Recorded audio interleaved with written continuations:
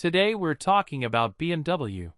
52 facts about the company that almost got swallowed by Mercedes, built aircraft engines, saved itself with a tiny bubble car, gave McLaren the greatest V12 ever, and somehow turned driving feel into a personality disorder.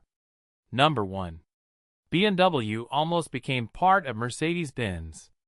In 1959, BMW was in serious financial trouble, and Daimler-Benz was close to taking over the company. Imagine a world where BMW and Mercedes were basically one family. No real rivalry. No endless arguments in comment sections. No, BMW drivers don't use turn signals. Jokes. But shareholders and workers fought back, Herbert Quandt invested, and BMW survived. So one of the biggest rivalries in car culture exists because BMW escaped becoming Mercedes' awkward younger brother. Number 2. BMW's logo is not actually a spinning airplane propeller, even though everyone loves saying that. The blue and white parts mainly come from the colors of Bavaria, where BMW is from. The propeller story became popular later because BMW used aircraft imagery in advertising. So yes, BMW did build aircraft engines, but the badge is not just a propeller. It is basically Bavarian pride that got accidentally turned into aviation mythology. Number 3. BMW built the engine for the McLaren F1, one of the greatest supercars ever made. Gordon Murray wanted a naturally aspirated V12, and BMW's M division delivered a 6.1-liter monster that made over 600 horsepower. That engine helped the McLaren F1 become the fastest production car in the world for years. So every time someone worships the McLaren F1, there is a BMW heart beating behind the legend. Number 4. The BMW M1 was supposed to be built with Lamborghini, which already sounds like a recipe for chaos. BMW wanted a proper mid-engine supercar. Lamborghini was supposed to help develop and build it, and then Lamborghini's financial problems made everything fall apart. BMW had to rescue the project and finish the car without them. The M1 became BMW's only true mid-engine supercar, and its origin story feels like a German company trying to do Italian drama and immediately regretting it. Number 5. BMW was partly saved by one of the smallest cars ever, the Isetta. After World War II, BMW was struggling badly, and its big expensive cars were not selling enough. Then BMW licensed the tiny Isetta bubble car, with its front opening door and scooter-like personality. It looked ridiculous, but it sold well and gave BMW money when the company desperately needed it. So yes, the brand that now sells aggressive M cars survived because of a tiny egg with wheels.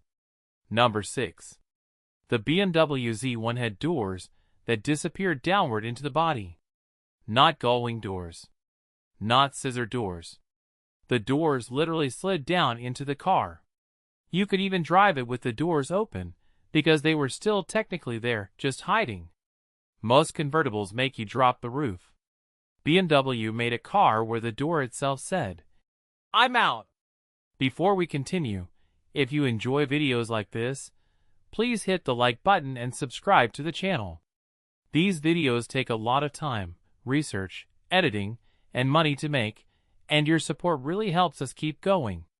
Thank you. Number 7. BMW did not start by making cars. It started with aircraft engines. That is why BMW has always had this engineering-heavy image, like every car is secretly trying to pass a pilot exam. The company later moved into motorcycles and then cars, but the aircraft engine past never really disappeared. It became part of the myth. Precision, speed, German seriousness, and owners who explain weight distribution at parties. Number 8. The first car sold under BMW was not even fully a BMW design. It was the Dixie, based on the Austin 7. BMW basically started its car life by licensing a tiny British design and building its own version. That is funny because modern BMW fans act like the brand was born sideways in a rear-wheel drive sedan. In reality, BMW's car story began with a small borrowed car trying its best. Number 9. BMW M was created in 1972 as BMW's motorsport division. At first, it was not about putting in badges on every SUV in a parking lot. It was about racing. The division prepared race cars, supported motorsport programs, and eventually started turning road cars into legends. So when you see an M badge today, remember, it started as racing engineering, not as a trim package for someone's diesel crossover. Number 10. The BMW M colors are not random.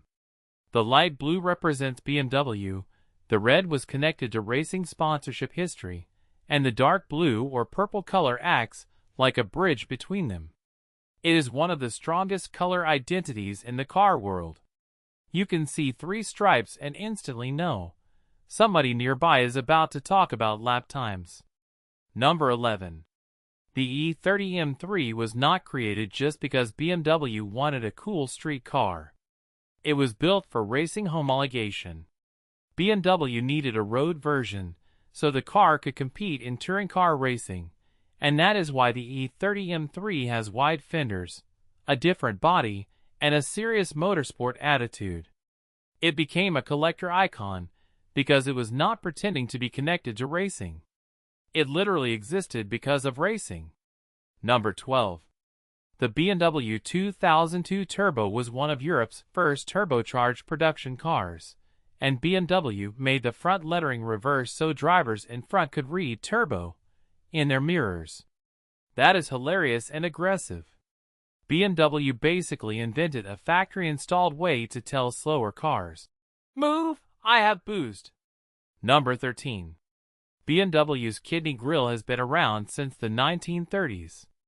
It started as a tall vertical design and slowly evolved over decades. Sometimes it looked elegant. Sometimes it looked aggressive. And recently, depending on who you ask, it looked like BMW designers accidentally held the zoom button too long. But love it or hate it, the kidney grille is one of the most recognizable faces in car history. Number 14. The Hofmeister kink is one of BMW's most famous design details. It is that little forward bend in the rear side window area. Most normal people never notice it, but BMW people talk about it like it is sacred architecture.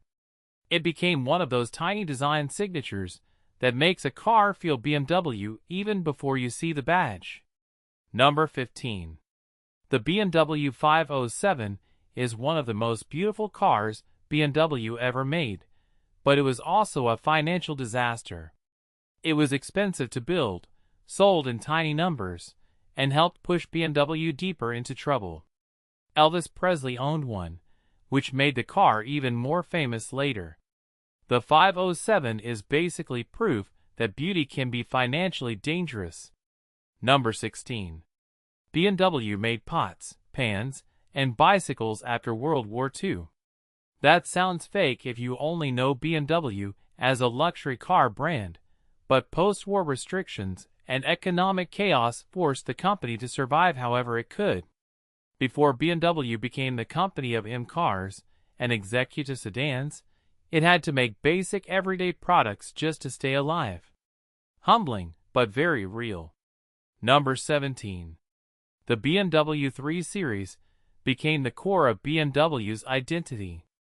It was compact, rear-wheel drive, sporty, and practical enough for daily use. That formula is why the 3 Series became one of the most important premium cars in the world. BMW did not become BMW because every car was exotic. It became BMW because the normal sedan was actually fun to drive. Number 18. The BMW E30 M5 is one of the greatest sleeper sedans ever made. It looked mature, clean, and almost understated, but under the hood, it had a V8 and a manual gearbox. It was the kind of car that could take you to work, then quietly embarrass sports cars on the way home. BMW did not need fake vents or drama. The E30 M5 had grown men violence. Number 19.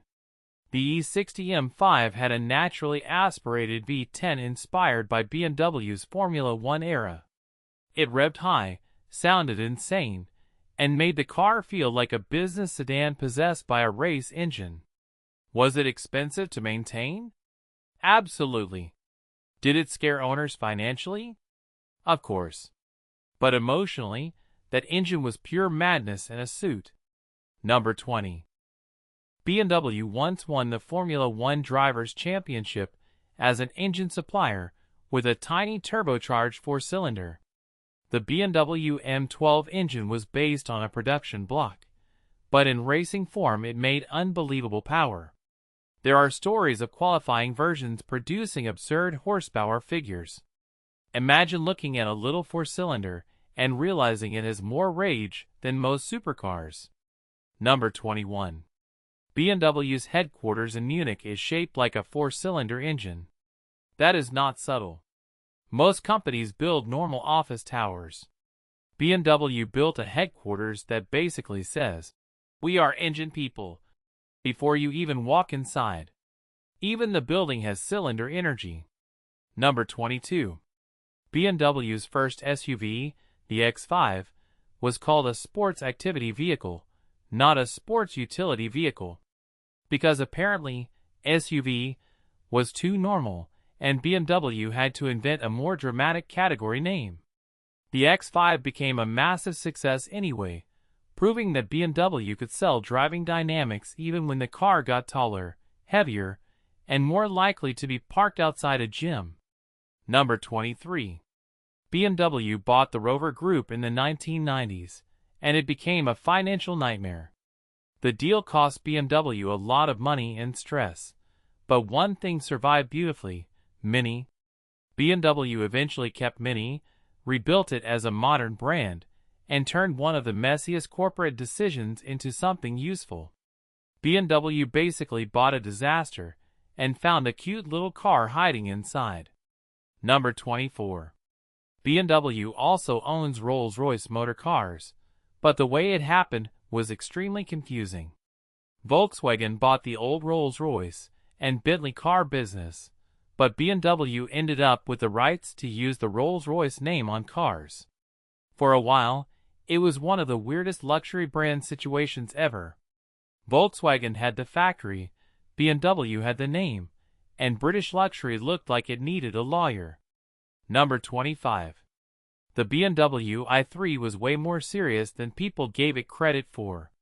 It had a carbon fiber passenger cell, an electric drivetrain, and a futuristic design at a time when most normal electric cars still felt experimental. Some people mocked the shape, but the engineering was bold. BMW built a tiny city EV like it was designing a spaceship for people who shop at expensive grocery stores. Number 26.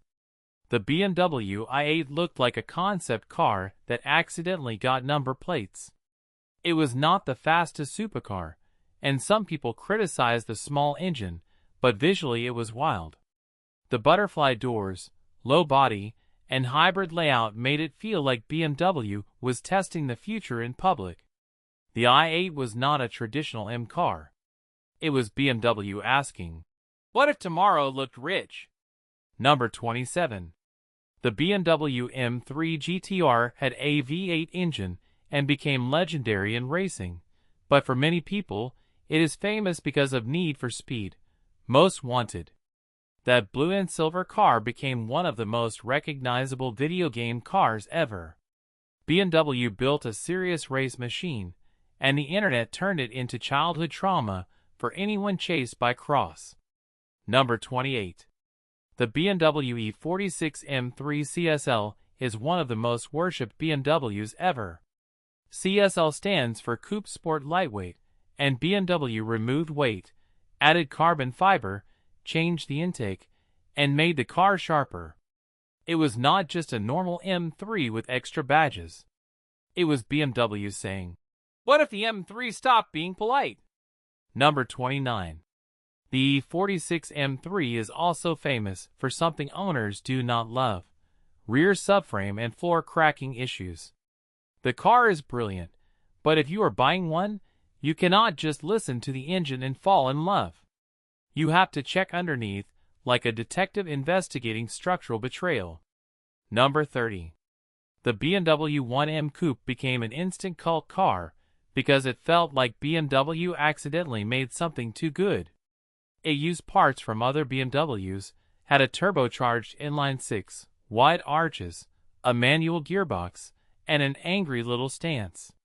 It was not the most polished M car. That was the point. It felt like BMW built it quickly before the accountants noticed. Number 31. BMW is obsessed with 50-50 weight distribution. They talk about it constantly because it helps the car feel balanced and predictable. For BMW, weight distribution is not just a spec. It is part of the brand's personality. Some companies sell horsepower. BMW sells the idea that the car rotates around your ego perfectly. Number 32. BMW puts the battery in the trunk on many models to help with weight balance. It is a small engineering decision, but it shows how far BMW will go to make the car feel right. Other brands put parts where they are convenient. BMW often puts them where the handling argument sounds better. Number 33. BMW's angel eyes became one of the most recognizable headlight signatures of the 2000s. Those glowing rings made BMWs look instantly different at night. Before every car had crazy LED signatures, BMW had those cold, circular eyes that looked like the car was judging you from the fast lane. Number 34. BMW launched iDrive in the early 2000s, and people hated it at first. It was confusing, complicated, and felt like BMW had put a computer problem inside a luxury sedan. But the idea of controlling infotainment through a central knob eventually became common across the industry. BMW got roasted for a system that basically predicted the future. Number 35. The BMW 7 Series was one of the first cars to bring major modern luxury tech into the mainstream premium world. It pushed ideas like advanced electronics, big screens, complex control systems, and luxury features that later trickled down. The 7 Series is where BMW often tests how much technology a wealthy person can tolerate before asking for the old buttons back. Number 36. The BMW 850 CSI was basically an M car without the normal M name. It had a V12, manual transmission, sharper handling, and serious performance upgrades. BMW never called it an M8 in production, but spiritually, it was close. It was a grand touring monster from the era when BMW could put a V12 and a manual in the same sentence without sounding insane. Number 37. BMW actually built an M8 prototype in the 1990s, and it was hidden from the public for years. It was based on the 8 Series, had a massive performance-focused V12, and looked like BMW was secretly preparing a supercar. But it never went into production. BMW created the forbidden M car, then locked it away like it was too dangerous for accountants. Number 38. BMW's V12 helped power not just luxury cars, but some of the greatest performance machines ever. The McLaren F1 is the obvious example, but BMW's V12 engineering gave the brand a level of credibility that went far beyond sedans. When BMW does engines properly, they do not just move cars. They create mythology. Number 39. BMW has one of the strongest inline-six reputations in the world. Smooth, balanced, powerful, tunable, the inline-six became part of BMW's soul. From older naturally aspirated engines to modern turbocharged ones, BMW fans treat the straight-six like a sacred object. It is not just an engine layout. It is a religion with oil leaks. Number 40. The BMW B58 engine became so respected that Toyota used it in the modern Supra. That is hilarious because Supra fans spent decades worshipping Toyota's 2JZ, and then the new Supra arrived with a BMW inline 6. Whether people like that or hate it, the B58 proved BMW still knows how to build an engine people argue about passionately. Number 41. BMW M cars were famous for being rear-wheel drive purist machines, but modern M cars now use all-wheel drive systems that can still behave like rear-wheel drive when needed. That sounds like compromise, but it is also realistic. BMW realized modern power levels are ridiculous, and tires need help before every launch turns into smoke and regret. Number 42. The BMW M5 went from a subtle executive sedan to an all-wheel drive super sedan that can destroy supercars. The first M5 looked almost normal. Modern M5s are heavy, complex, and brutally fast. It is basically the evolution of BMW itself, from quiet driver's car to luxury missile with massage seats. Number 43. The BMW X6 helped popularize the coupe SUV trend. A tall SUV with a sloping roof sounded stupid to many people when it launched, and then everyone started copying it.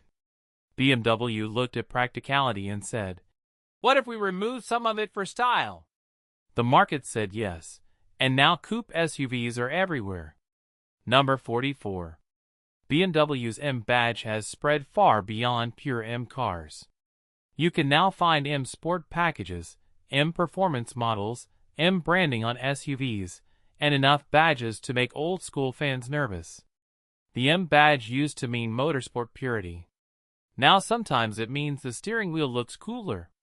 That is not just branding. That is badge inflation. Number 45. BMW made the Hydrogen 7, a luxury sedan that could run on hydrogen or gasoline. It was not a mass-market success, but it showed BMW experimenting with alternatives long before everyone agreed on the electric future. BMW has always liked weird engineering paths, even when the market looks at them and says, "Cool, but no." Number 46. The BMW Z8 was a modern tribute to the legendary 507. It had retro styling, an aluminum body, and the V8 from the E30 M5. It also became a James Bond car. The Z8 was not just a sports car.